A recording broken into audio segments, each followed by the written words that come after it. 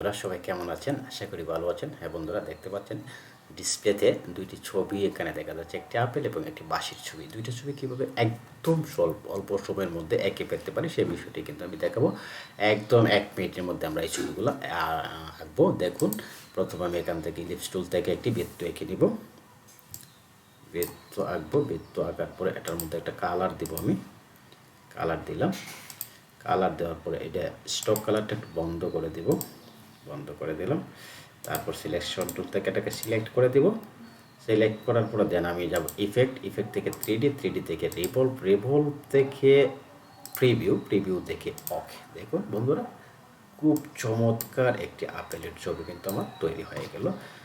তারপর চলুন আমরা আঁকবো এখন এই বাঁশির যে শেপটা, এই শেপটা আমরা এঁকে ফেলবো। এখান থেকে আমরা একটা লাইন টুল নিব। লাইন টুল নেওয়ার পরে এখান থেকে আবার আমরা একটা অ্যাঙ্কর টুল নেব। নেওয়ার পর সিলেকশন টুল দুইটাকে আমরা সিলেক্ট করব। দেন আমরা দুইটাকে কন্ট্রোল+J চেপে জয়েন করে নিলাম। জয়েন করার পরে এটাতে শুধু একটা স্ট্রোক কালার দিব, ফিল কালার দিব না, স্ট্রোক কালার দিলাম। স্ট্রোক কালার দেওয়ার পরে আমরা যাব ইফেক্ট থেকে 3D থেকে রিভলভ থেকে প্রিভিউ থেকে ওকে। ধন্যবাদ।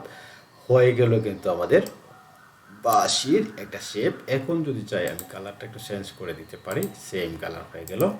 দেখুন, খুব সুন্দরভাবে কিন্তু বাঁশি এবং আপেলের ছবি একদম অল্প সময়ের মধ্যে আমি এঁকে ফেললাম।